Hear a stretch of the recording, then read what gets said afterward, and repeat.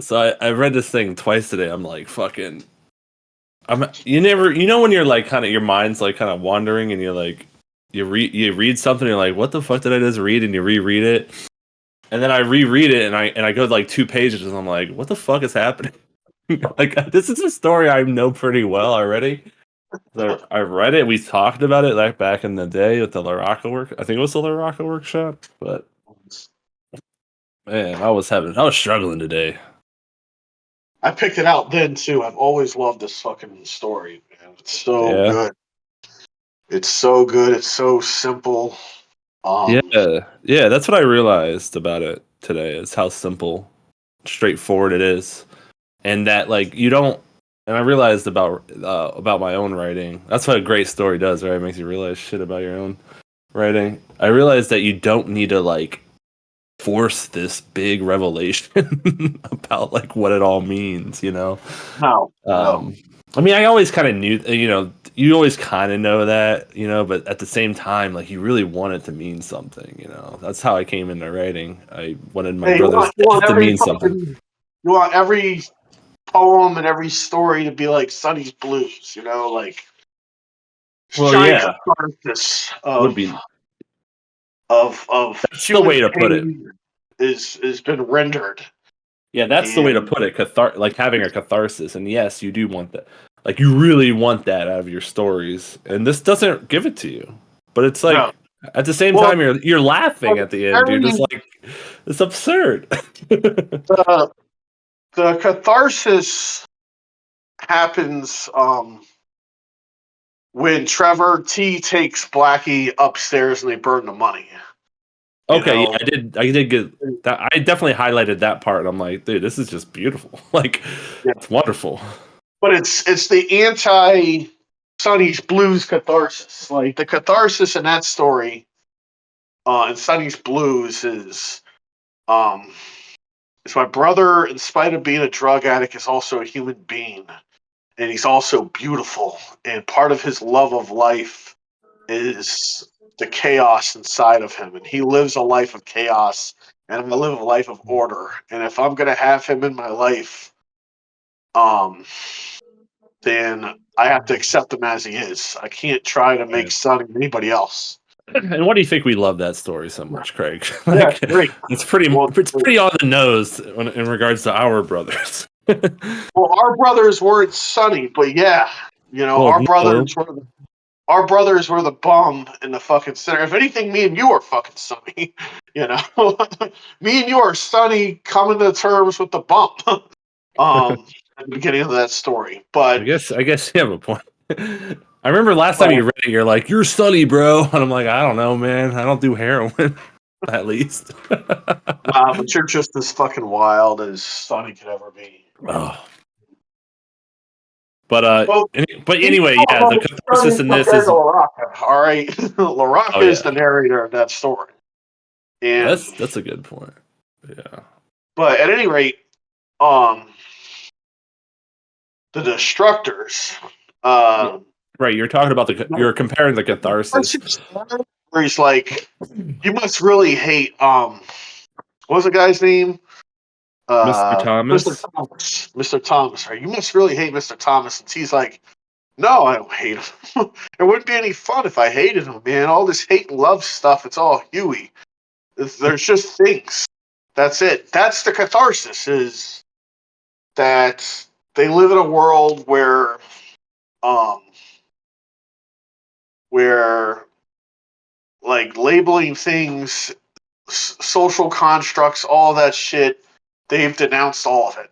They don't care about any of it. And it's a very nihilistic catharsis. But it's a very simple, if anything, it's a lot more like it's the catharsis of that's Two Men by Dennis Johnson. You know, Okay. I'm going to like uh I'm going to eschew civilization and just commit myself to being a criminal. That's the Right. catharsis.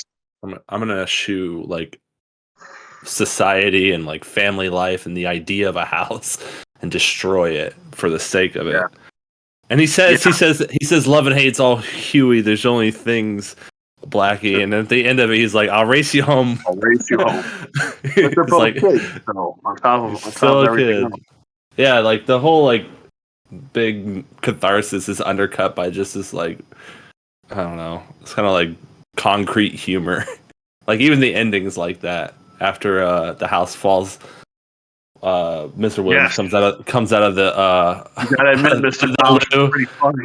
And the guy who like was driving his car away and it was like the last fucking it was tied to the last strut. The house comes Yep. down. He's just laughing at it all, at the absurdity of it all. Yeah. I mean, which goes to show you that, at least according to Graham Greene, most of humanity is more like those kids than they are like Mr. Thomas. You know, Mr. Thomas is his benevolent, kind spirits. He just gives people things, and he loves people. You know, and he doesn't bother anyone. And Right. according to Graham Greene, like the world exists to terrorize those people. You know, and I don't know. It's just a great story. I mean, maybe that's When a did you dumb way to tie all that up, but it's every line of it feels effortless and poetic at the same time. By the way, which version did you read? You read the version in the compilation I sent you, right? Uh, no, I found. I just looked at my email because I knew it was there, and you sent a list of your like favorite 10 stories and poems like 10 years Yeah. ago, and I got Yep. that version. That one's a little sucky, I think, though. The one I read, it has like an essay at the end of it, and like a couple of the like. There's a fucking not yours, by the way. I don't think because it's from a Sri Lankan student or a scholar or something. I don't know, dude. I don't know why I was there. I was reading it like, what the? This isn't the fucking story. The story's over. But it's at the end there. Thankfully, they put end of story in brackets before, so I kind of knew. But anyway, there's also a couple fucking typos, and like, you Yeah. probably transcribed it back in the day or something. And there's like some weird copy paste error, and nothing that really mattered though. I don't think that's because the first paragraph Was must it have got different? edited out in later revisions. So the first paragraph is um they're talking to Mikey and how uh he kept his mouth shut unless the surprise was too great because once somebody's like, you know, you keep opening your fucking mouth, one of these days somebody's gonna put a frog down. Um, did you get that version? Yeah, I had that.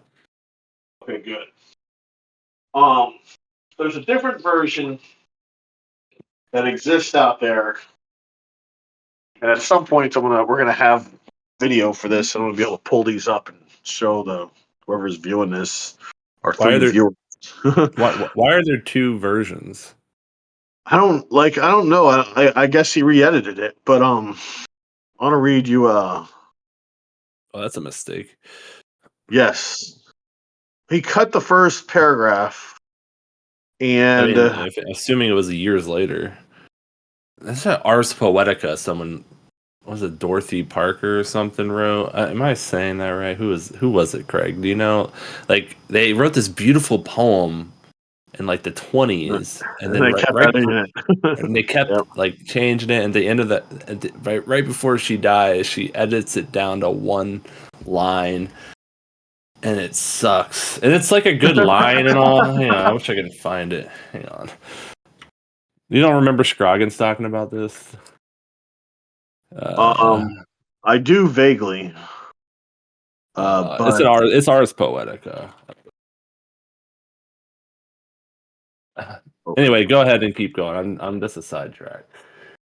right. I think it's right here. I was reading this version, and I hate the way that this is edited, but it was kind of interesting in so much that I liked one line that was added. Now, let's see if this is it. Full text. All right, let me just hit full text instead of PDF. All the PDFs that I'm pulling up are like, yes, that's right here. No, it's not right there. By the way, I think the line was something like, "Poetry is useless," something like that. God, I wish I could remember this poem. Man, anyway, sorry. Poetry is useless unless it is like a horse whipping its own ass with its fucking tail or some dumb shit. All right. I remember. So yeah, then you have Black Art riffing off that. All right, if this isn't it, I give up. Blah blah blah blah blah. All right, god damn it, I can't fucking find it. Well, essentially, it cut out the first stanza, or cut out the first line, and it started with the new recruit. Okay. Yes. Okay, maybe I just recopied it wrong. The new recruit had been with the gang since the beginning of the summer holidays, and there were possibilities about his brooding silence that all recognized. He never wasted a word, even to tell his name, until that was required of him by the rules. When he said Trevor, it was a statement of fact, not as it would have been with the others, a statement of shame or defiance. Nor did anyone laugh except Mike, who, finding himself without support and meeting the dark gaze of the newcomer, opened his mouth and was quiet again. There was every reason why T, as he was afterwards referred to, should have been an object of mockery. There was his name, and they substituted the initial because otherwise they would have no excuse not to laugh at it. The fact that his father, a former architect and present clerk, had come down in the world, and that his mother considered herself better than the neighbors. But what an odd quality of danger, of the unpredictable, established him in the gang without any ignoble ceremony of initiation. Um, which is beautiful, but um, and it actually adds a lot to the story, at least in terms of. Mhm. So they're all kind of afraid of T, and he was so weird that they didn't even initiate him into the gang; they just accepted him in. Um, but what I don't like about it is that the first paragraph, which is so effortless in the original, was cut out. And listen, like this is what was cut out essentially. Yeah. It was the eve of the August bank holiday that the latest recruit became the leader of the Wormsley Common Gang. No one was surprised except Mike, but Mike, at the age of 9, was surprised by everything. If you don't shut your mouth, somebody once told him, you'll get a frog down it. After that, Mike kept his teeth tightly clamped, except when the surprise was too great. Right. So it's like Um, foreshadowing the big moment where T or Trevor kind of breaks down. Like right off the bat, it's doing that. Right? Because yeah, when the surprise is too great, and then it goes on to say he never wasted a word even to tell his name until that was required of him by the rules. When he said Trevor, it was a statement of fact, not as it would have been with others, a statement of shame or defiance. Which is confusing the first time you read the story, but when you read it back to back, you're like, oh, he's talking about the moment when he says, "Go home, Trevor." Was it Blackie? So it confused no, it those was two. Summer. It was Summer that told him that. Oh, Sumner, yeah. Shit. So yeah, fuck, maybe I'm wrong. But so what the fuck is going on here? Why So does it say I, that? I, I don't know why they get it, but um, Maybe that's why, because it's fucking confusing as hell. yeah. I mean, that's the thing about Graham Greene is he always had a lot of trouble, at least in my reads, starting a story. And he never felt. I don't. I guess maybe he never felt like he was ever doing it right or doing it, um, Yeah, doing it maybe. to the expertise of other writers. Hemingway could fucking start a story, and it's because he didn't put too much pressure on what was going on. Because by the way, like you're jumping in time all over the fucking place. In the beginning of every Greene fucking story, man. Um, Right. you Right. know, it's like he knows so much about the things that are happening that he has to give it all to you all at once. You know. Um, Yeah. so we jump in from there to essentially the same paragraph I started reading the first time. Mm-hmm. And then, just more back history about the gang, more back history about Blackie, and then we get into this little tiny, very tiny scene involving Mr. Thomas giving them chocolates and how they were suspicious of anyone giving them anything free. Right. Uh, God, man. and at Well, any these two rate, guys are little bastards, man. Hey, I mean, Craig, kind of are. why the fuck did they do this? You kind Why of, I they do guess what? you. Why did they? Why did Why they did they take destroy the the? house? Yeah, yeah. Why did they go along with this cockamamie plan? Trevor is this like fucking cerebral, like it's beautiful, so I must destroy it. So why did they go along with him? Just because he had a Well, plan?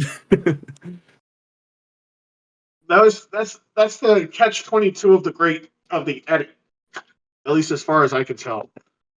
Is it of the? With the new of the edit that he made, the new version. So we Mhm. now know that his family came down in the world, and there's probably some bitterness. I mean, it's probably for this reason that he made the edit. It's probably people like, why did they do this? Why did Trevor have this plan? I kind of And like not like knowing, because it like allows you to read it like you did earlier. You said it's just just shit happens. Like it's kind of nonsensical. It's absurd. all And right, so shit like this happens to somebody like Mr. Williams, right? right. I think a lot of people wonder, like, why did Jeffrey Dahmer do what he did? Why did John Wayne Gacy do what he did? Why did um, Pol Pot do what he did? Why did Hitler do what he did? We had this great ponderance as human beings to try and understand evil or understand this thing that we call evil, which is people um, acting in these ways that are not uh, egalitarian or Right. And all, socially acceptable in these and all, ways that, like, if everybody acted like this, there'd obviously be no houses because everybody would be destroying each other's houses all day long. right. So why do these kids do this? Well, the easy answer, and I think most people would just be like, well, they're fucking assholes. They're evil. It's Yeah, but evil. that's the problem though. This is why this story is great. It's because it doesn't just say that. It doesn't just give a cheap fucking easy answer because they're not evil in spite of everything. Blackie cares about Trevor, you know? Right. Um And they gave Mr. Williams a blanket and some bread. well, I'm because just it wasn't about hurting him physically. right. They could have killed him. But that wasn't the dream. The dream was to destroy his house and get away with it. The dream wasn't to kill him. The dream was to break him as a man.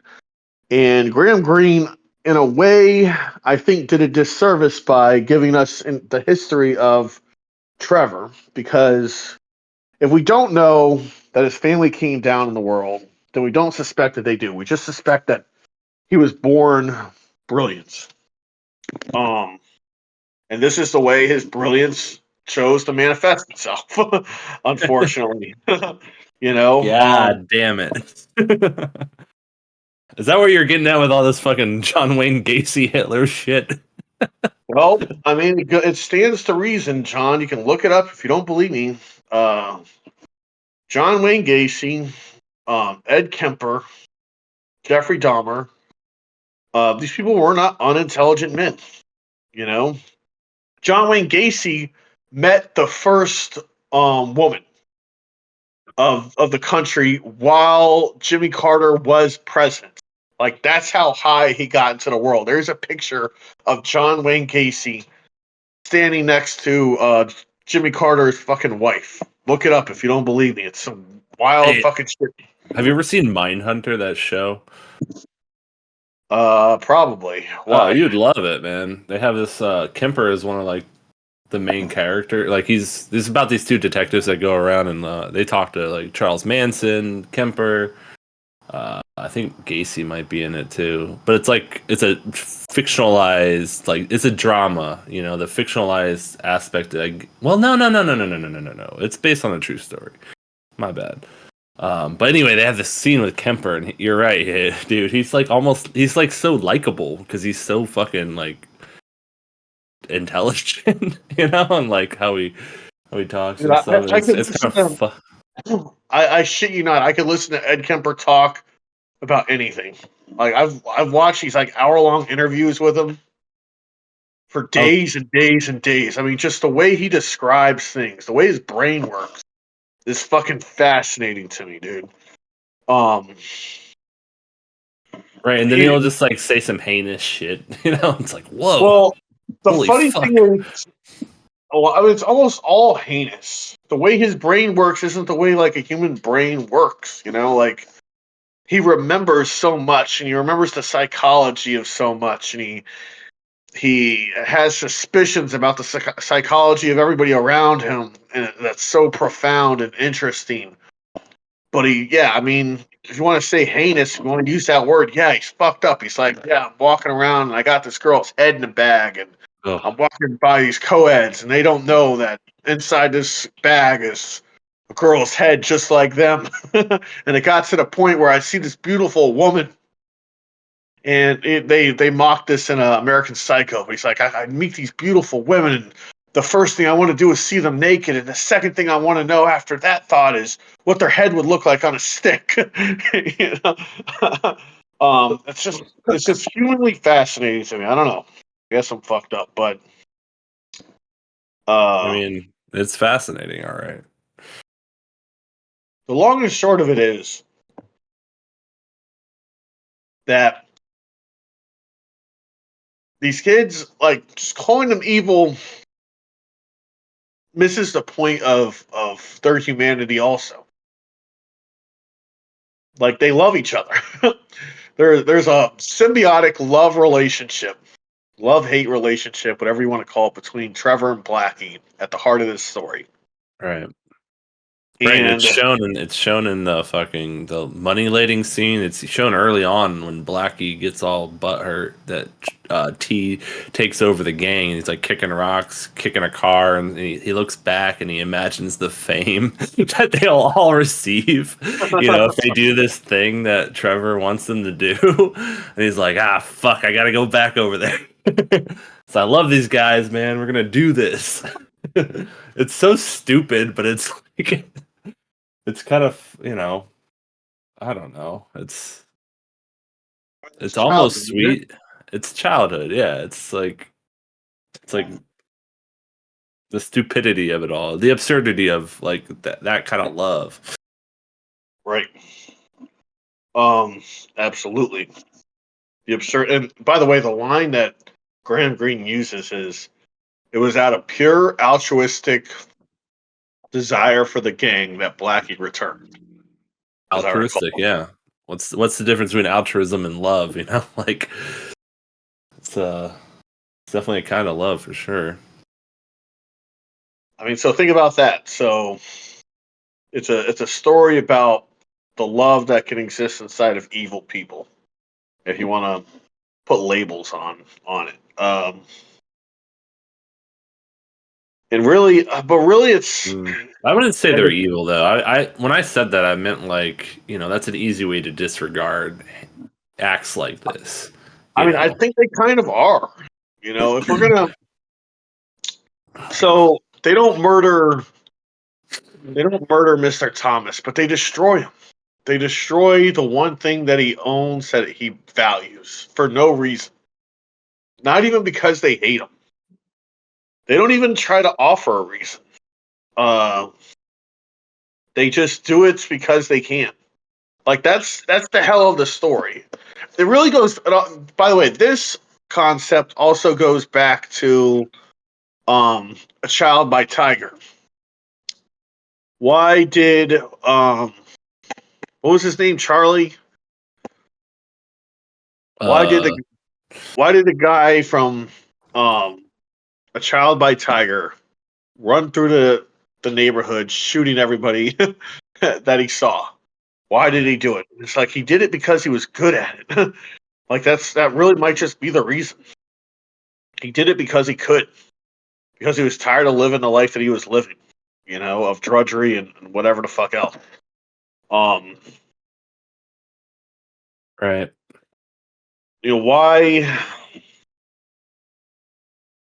why did um the father and a father's story provide evidence to or shroud evidence to conceal the murder of a young man? He did it because he loved his daughter. Okay, sure, I agree, but he also did it because he could. you know, um, really Hmm. just boils down to that. Like, not to keep bringing this up, but um, a lot of stories just happen because they can happen, because the right circumstances lined up, and and um, It and was there was Dick, by nobody. the way. Dick, yeah, Dick from old, A Child by Tiger, Yeah. who, by the way, was this kind, loving guy, um, until he wasn't. I mean, Right. it boils down to that. Like,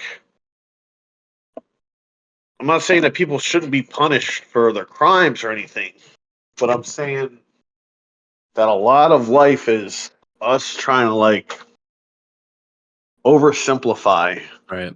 It's also complex things. you're also Go ahead. talking about someone who's powerless. Dick being a black guy in fucking North Carolina in the 20s, and these kids who are teenagers, despised by society. Nope, they're still kids. They don't have power. Enacting agency, because they can. That's the one Right. thing they can do. They can't change the world. They can barely work, I don't know what it was like back then, but they, even if they can work, they're like the fucking low of the low, and this is what they can do, it's just like, fuck it. I mean, society hates them, Yeah. right? Society can't stand fucking street urchins. So street urchins turn on society. Um, a lot of them, I mean, really it boils down to a lot of them wish that they had that house. A lot of them wish that they could have lived in a house like that. Right. A lot of them Right. wish that they weren't like, they're basically living in modern day Palestine back then. Maybe it's not quite that bad, but it's essentially a shithole. God, the Um, house is the house is described as like miraculously standing because a bomb blew up the two beside it. right. Oh, it's not far Um, off. and these kids, even though they're white, Is this a World War II story or World War One? Like after World War One? post World War II story, Okay. written in I'm not 1954. okay. So And um, and I don't know, it's just fucking, I just fucking love. I mean, hey, the when's the climate, the plot of the story. By the way, John, you're always telling me I have no plot, or I have very little plot. Let's listen to the plot of the story. They have the vote over whether they're going to destroy the house or not, and C usurps Blackie as leader of the gang. Plot point number one. Well, what about the Um, chocolate, motherfucker? There is plots. They got chocolate from Mr. Williams. that's basically like, that's not a plot of the story per se. That's character description of Mr. Thomas. What kind of man Mr. Thomas is, who loves these kids, or maybe he doesn't love them, but he's charitable to them. I'd call it love. Nobody else in the story gives him anything. He gives them chocolate. You know. Right. Um, it definitely characterizes him as like a good guy. You know, he gives them something that he knows they want, and even still, they're like, "Fuck you! What did you get this? Why are you giving it to us? We don't take bribes. We're gonna kick this ball against your goddamn wall now." They don't understand love. Yeah, or like to like bring it down a notch. They just don't understand kindness or goodness. Right. Because there's none in their lives. So look at Right. how much that characterizes him so much, but also characterizes them and what's lacking in their lives. Yeah. More They don't importantly, under I'd say, by the way. absolutely. You know, um, Not to sidetrack you from your the plot diatribe. Go ahead. all right. So they have the vote. Blackie leaves, but then he comes back, and they start after they start trying to figure out what they need to bring. Blackie goes to the house. This is plot point number 2. First day, and is astounded by the transformation of the gang. And the Right. most and the crucial plot point isn't just how the gang has become an organized force. The crucial plot point is after everybody's sent home that day, T takes them upstairs and they have that revelation about the only thing that matters is things. And they burn the money. This isn't about money. This isn't about stealing anything. This isn't about me hating Mr. Thomas. This is just about us destroying this place and getting away with it. Um, and that's just, Right. by the way, that's like with that, you have the whole story essentially. It could have ended there, but Graham Greene being Graham Greene and being a genius, it's like no, it doesn't end there. Mr. Thomas comes home too early, and they trap him in the fucking loo. Right. and and So, when wait. So, all right, so the rest of the plot basically is they trap him in Lou, house comes down, but wait, see, sort of. That's the overview of it, yes. But when Mr. Thomas is coming home, he realizes he can't handle the gang the way that Blackie could. He's an idealist. He has great ideas, but he's not a boss. there you go. You He's just not. answered my question before I even asked it. So, like, why do you continue the story, right? Because you make it more complicated and more interesting by continuing the story. Because Blackie at that point could have sent Trevor through the fucking window or whatever. Could have dismissed him. He could have been like, fuck this kid. He could have helped Mr. Thomas. I don't know how, but he could have done anything to portray T at that moment, and he didn't. He didn't. The Right. transformation happens, and his heart's right there. And he goes, you know what? We are going to see this through. And that's the Because story. he knows. Like, he knows what it's like to be usurped, and he knows he's usurping him, and he feels like that, like compassion for Yeah. Trevor. He feels an odd compassion for him in the moment he's losing power. Like, no, we're not going to add insult to injury. We're going to continue this goddamn plan, and I'm going to fucking make sure it happens. Like, it's, when you think about it like that, man, that's fucking beautiful. The humanity that Blackie has, man, it's crazy. Well, every story, as far as I can tell, is in some way, shape, or form about betrayal, right? Almost every story. God, betrayal, man. It's at the heart of a lot of stories because I think it's kind of at the heart of like human like evil or whatever you want to call it, like the dark, like the wrongness. If there's a good or a right, there's definitely a wrong. Betrayal's that all the far end of that wrong. A lot of the times. And it's so much of how we view our lives. We view our lives through moments of betrayal. When did this person? Because we were talking about this right before the thing started, um, but it's kind of how me and you definitely view our lives, and then through moments of Yeah. betrayal. You know, Well, here's when my even brother like betrayed me. Here's when my father betrayed my family.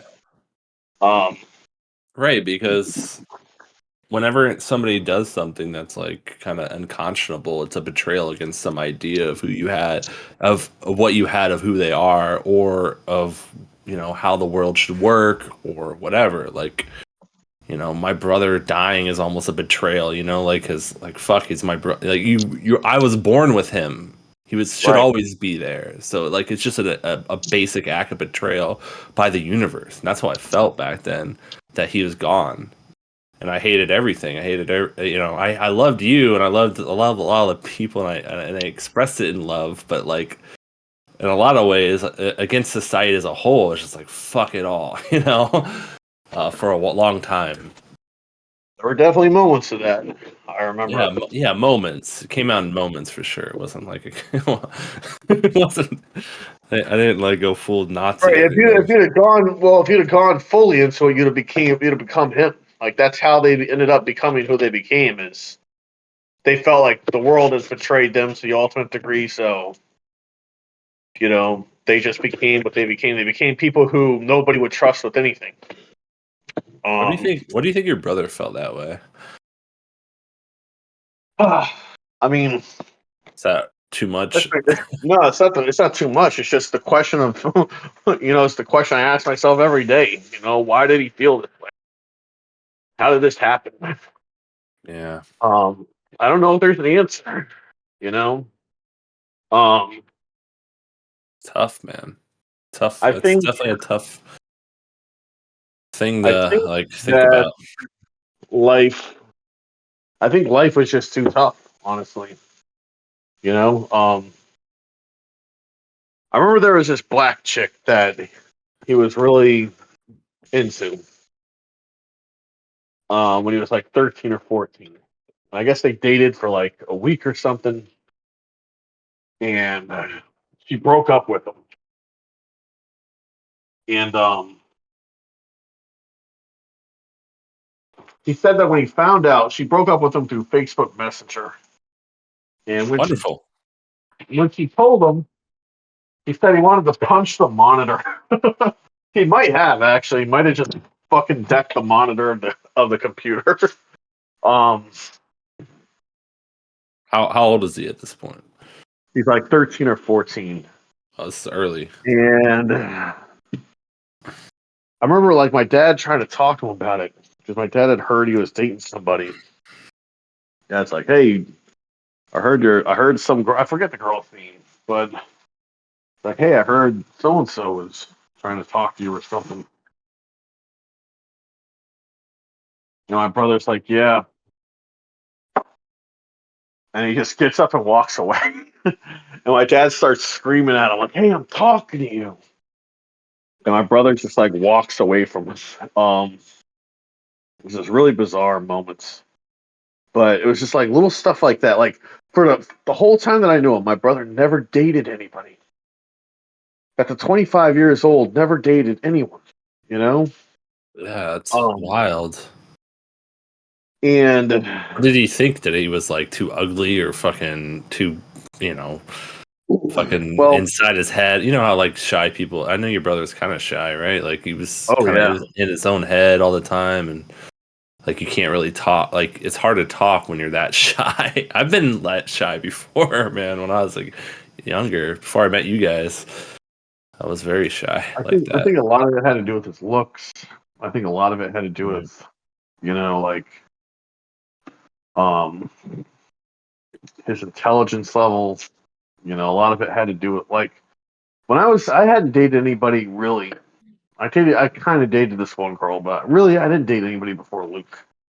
You know, Right. and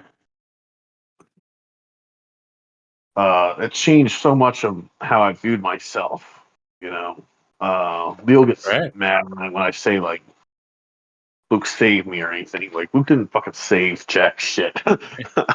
Well, love and like feeling desirable and like all that shit changed you. That's how I felt with Angie, man. As fucked up as right. all that thing was.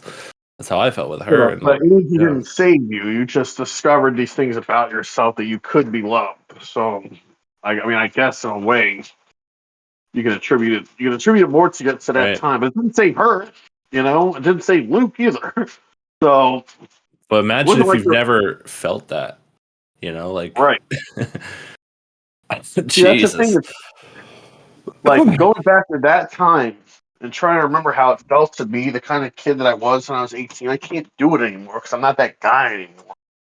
You know, I've been through too much to remember what it was like for me, anyways. Um, but that's how these kids feel, and that's definitely how my brother felt. By the way, my brother, like, so he gets out of prison, and I guess he starts dating some girl who babysits or some shit. Um, and I'm trying to talk to him about it because I'm like, finally fucking dating somebody. I'm like, God damn, I gotta meet this chick. I don't care Uh, if she's fucking, I He's don't out care of if she's total trash, but he's out of prison. Like, how old is he now? Like 23 or 22 or some shit. he's 24. Oh, this is right He before. Right, he turns 25, and a month after he turns 25, he kills himself, essentially. But yeah, he's finally 24 years old, and I'm trying to talk to him about it. So I call him.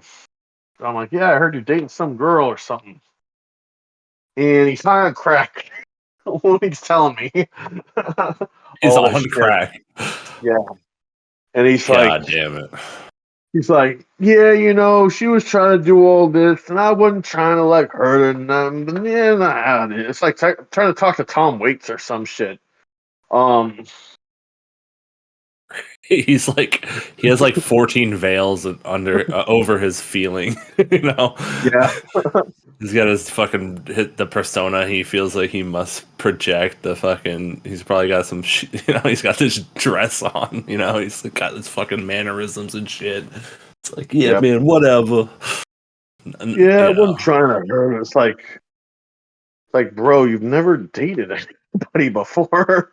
Like, how are you Yeah. acting? And on top of it all, it's all a facade. It's so Yeah, disingenuous. That sucks. Fuck. yeah. Fuck. But I mean, that's a lot of people, man. A lot of people live inside that facade, of not caring. Not, I mean, drugs are always there to fucking cover up something, right? Drugs are always there to add to the facade. Hmm.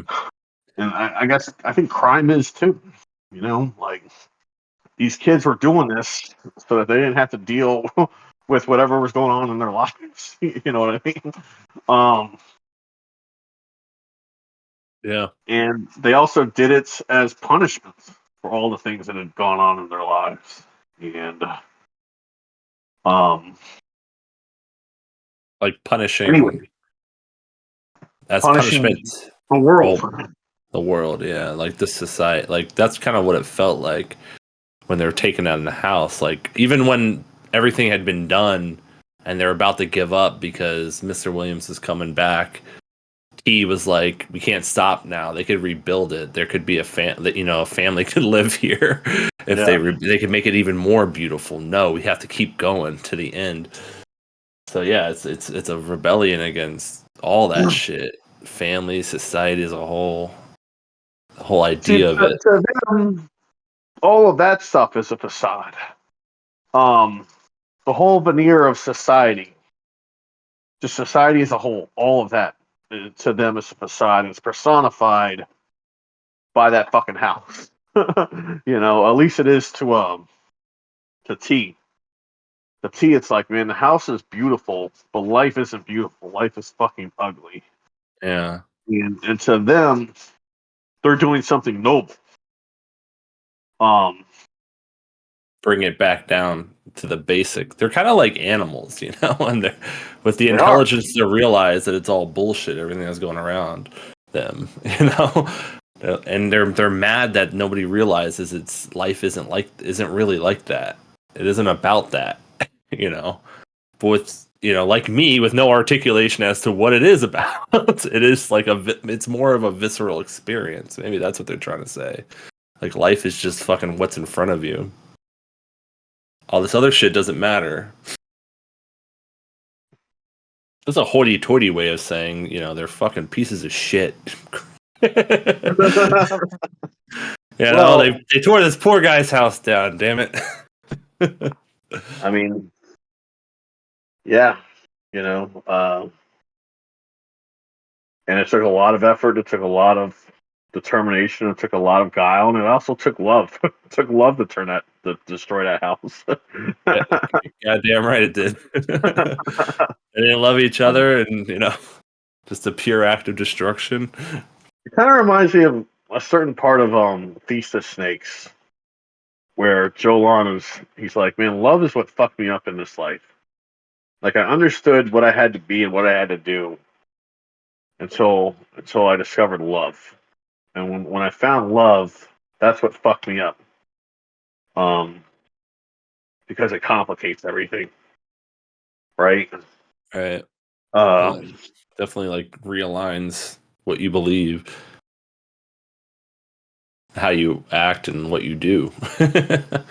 And what I you love, mean, because you might have loved, a thing or a hobby or whatever the fuck it was, but then you love this person, and this person's like an entire universe unto themselves, and it's like fucking complicated, man. love actually fucks it up twice. So it's love of the gang that brings Blackie back to the group, and it's love of Trevor that keeps that enables Blackie or forces Blackie to confront Summer and reestablish his role as leader of the gang.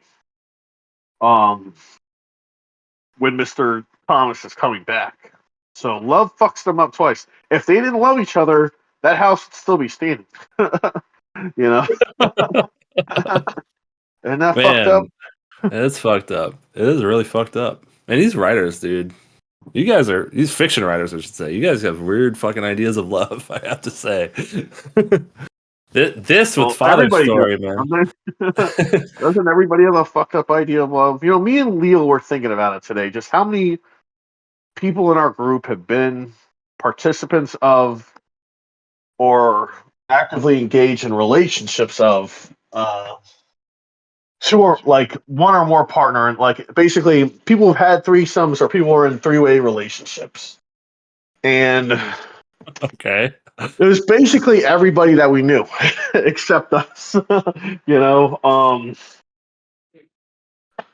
and it's like Okay. Okay, uh Craig. I'm not saying that we're about to do that. I'm just saying like um everybody that we know has this really fucked up idea of what love is. And it's always being challenged and it's always changing because people change inside of the relationships.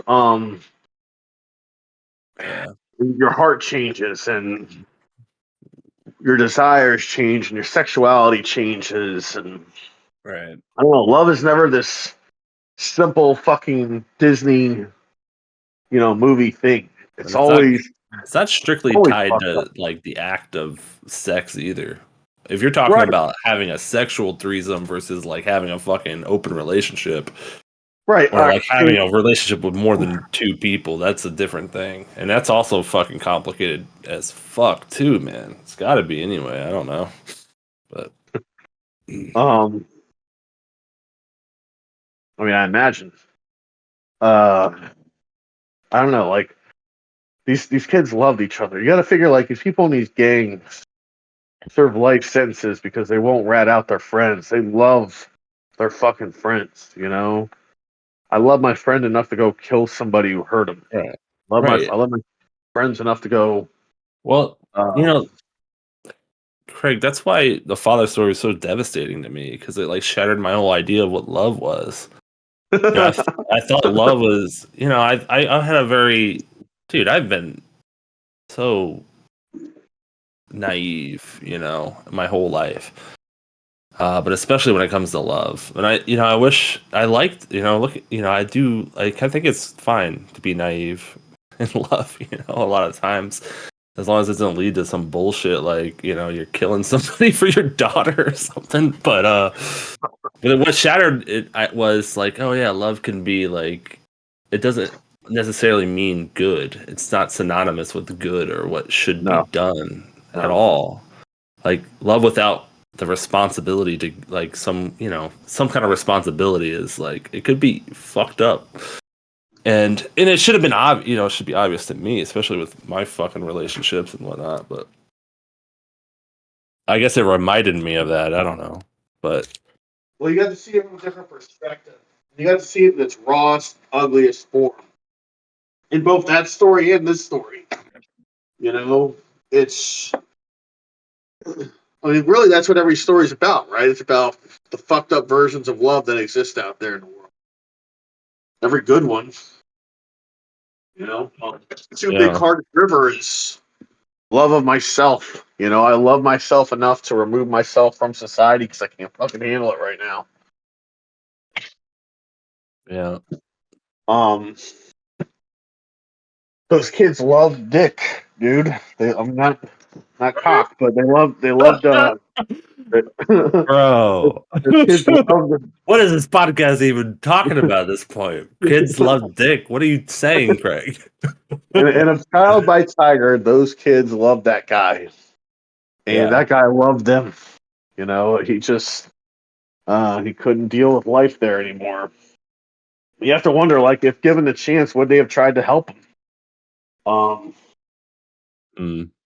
I wonder. That's one of the things you have to wonder about. Not every story gives you that, but like this story doesn't tell you whether or not those kids like got away with it or not. It There's no doesn't matter. fucking way they did. But yeah.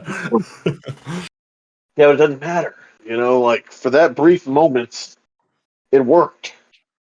Communism worked. They were all equal. Oh, that's what you this story is know? really about. It's a No, communist I don't. manifesto. Graham Greene was a fucking Yeah, tearing down the fucking bourgeois for the proletariat. You know what I mean? yeah, yeah, Fuck bro. yeah. Fuck, man. I mean, there's I, definitely I went reads of shadow. it that go out that are essentially just boiled that down, but or boiling that down to its Mhm. fundamental elements. But I don't think it's about that. I don't think. I mean, I think it's about a classless world. They're trying to build a classless world where everybody's equals.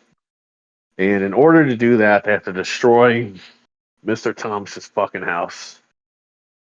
And you got to kind of like, as much as you love Mr. Thomas, you got to kind of admit, like, you know, he's this rich guy. He's so rich Yeah. he can hand out these fucking chocolates to these kids. Oh, I don't like him that much myself. It's that same Like, feeling you get whenever you see like a nice rich person. You're like, God damn, I wish you weren't so nice. I want to hate you. you know, and you kind of do. You kind of do, in spite of it all. Like, fuck you, man.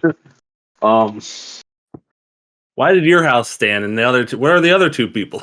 That own those houses that were bombed. Why are we so special? Because of the balances? Is that what he says? Craig, do you remember that part?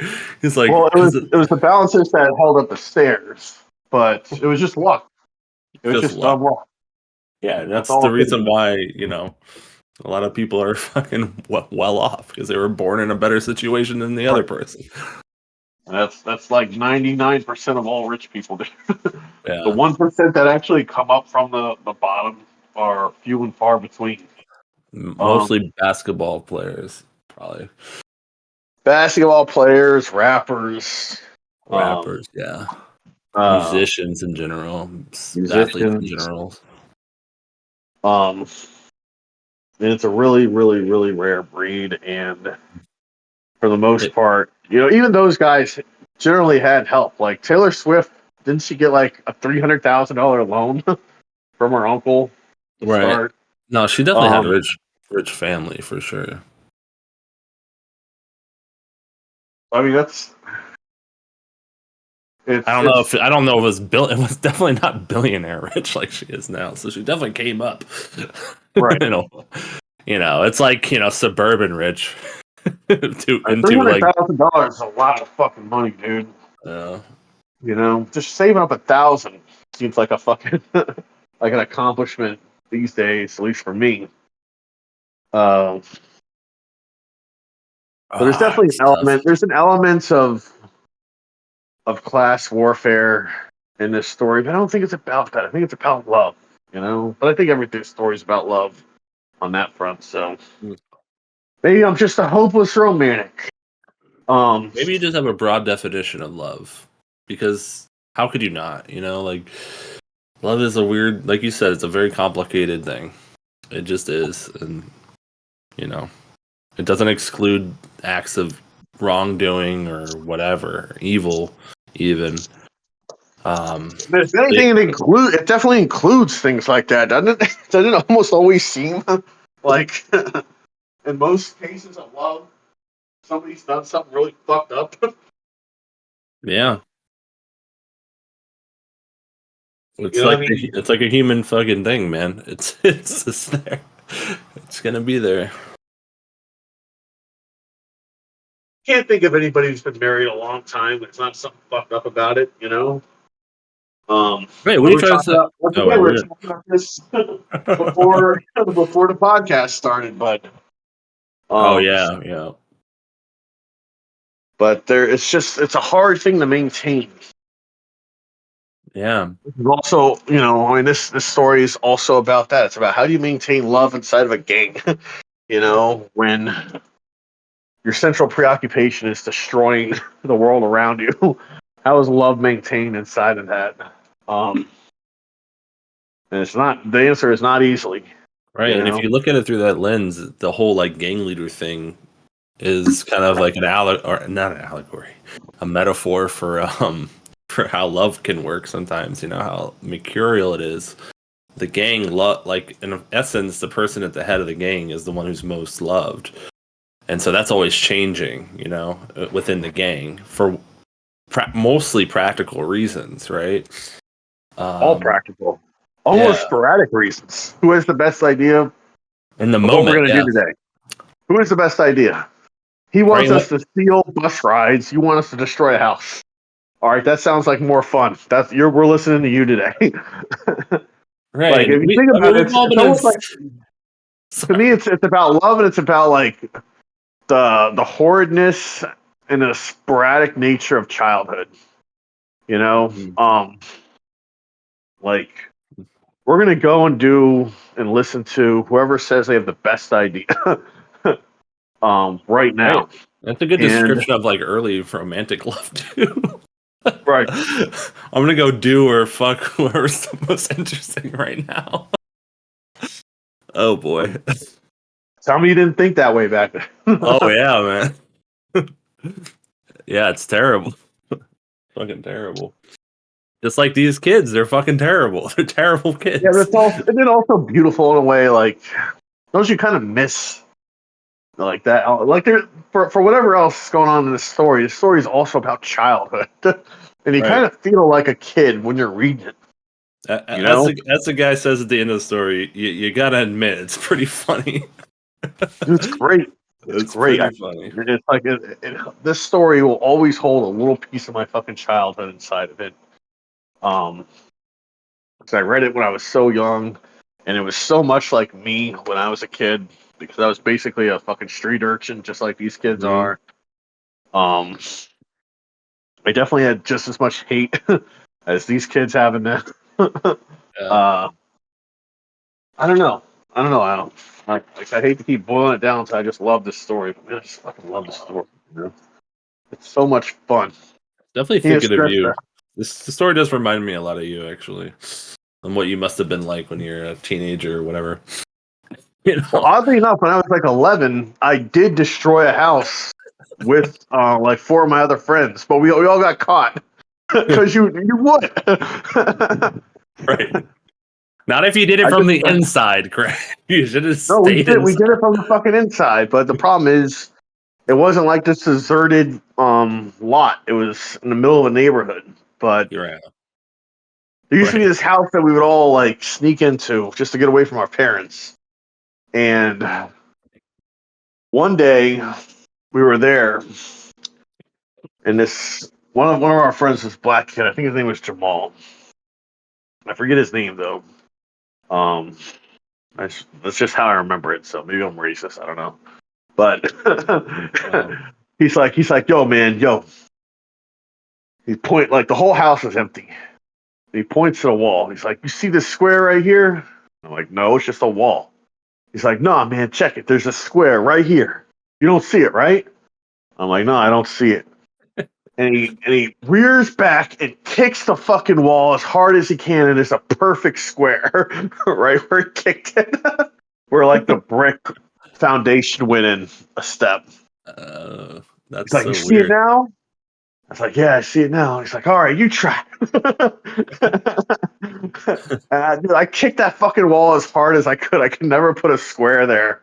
Um, but like after that, we just started like throwing rocks through the windows and punching holes in the walls. And for like, I want to say like 2 hours, we were the fucking happiest kids on the planet, dude. We were like, it was just bizarre how much fucking fun it was. And then all of a sudden, a fucking cop's face appeared in the window. And the next moment, we were all outside in handcuffs. And a couple minutes after that, my mom had taken me home. They said they wouldn't even hit me because they wouldn't know when to stop if they hit me. So That's a great little story there. The Destroyers from Craig Ryan. You need to write that. I really do, man. That's crazy. I never heard that It's one. funny too That's because like my dad would, before this happened, my dad would fucking like scream in my fucking face about what a fucking piece of shit I was because my friends would come over and I didn't want to go outside with them. I just wanted to stay at home and play video games. All I fucking wanted to do. damn. If only And he encouraged that, you would have become a yeah, nerd. You would have had a YouTube channel by now and making millions of dollars. dude, I don't know. To my dad, that would have been the greatest disappointment. He'd rather have this thing that I am now than some millionaire fucking uh, YouTuber. Yeah. But at any rate, um, funny shit. So I guess for that reason also, it'll always hold a special place in my heart. But I don't know. I just love this fucking stuff. Well, It's definitely so much holds a fun. special place in my heart. The first time I read it, man, I just met you and Laraka and everybody and falling in love with writing and I didn't realize it back then. I realize it now reading it all these years later how simple writing could be, and that's probably why I liked it so much because it was like straightforward. Um, and it's like it feel it's one of those stories that tricks you into believing that writing is easy. Like a Yeah. lot of Hemingway does that, like his Yep. sentences are really straightforward and they state things, and it's like, but the hard part of writing is coming to those moments, like in this story where you have Trevor lighting the money on fire and explaining why he's doing it, and then Blackie standing up, not standing up for him, but like kind of admonish, like you know, showing his He stands love. up for him. He stands up for him. He stands up for him, right? There, and then it's He shot funny him too. somewhere and he's like, hey, you No, watch the front, you watch the back. he's like, let's keep this You fucking go. ball rolling. We're not going to sit here and make fun of somebody that's in our crew. Yeah. And he does it for whatever reason. And He's a yeah, true that's believer. yeah, he's a true believer. That's why he does it. Um, and of course, he knows what it's like to be that person. He has that at least that much humanity. And the story's just fucking funny, dude. Like, you gotta remember that. Like, you could have fun, make it funny, make it absurd. Um, if it allows for it, like it's not everything has to be dead fucking serious all the time. Absolutely correct. Oh. In fact, it should be. Stories should be funny. Stories Yeah. should be fucking funny. There's nothing better than Um, reading a novel or a story and just giggling to yourself, because of how funny it is or how absurd it is. That's the best part, Well, I like the crying too. I like the catharsis too. Like that catharsis and freedom is insane, but oh man. Anyway, man, let's next time, John. What are we doing? I'll let you know in about a week. I'll let you know like the day before. All right. I think I might have a story, but I need to vet it and read it real quick before I suggest it. But What I read before or what I had? no, I don't think you've read it. I think if All right. that's I don't even want to mention it, but if that story doesn't work out, maybe we'll just do maybe we'll do another classic, Like I've read Sonny's Blue so many times that I think that I could just read it, a day before or whatever, and we could maybe have a discussion on that since we started talking about that so much. And I don't know. Like the inside this story, like. Maybe that'll be our fallback. If All right. all right. Sounds good to me, man. All right, man. I'll talk to you later. All right, Yeah. All right, buddy. So, see ya. love you, man. Peace. Hey, I love you too, man. Later.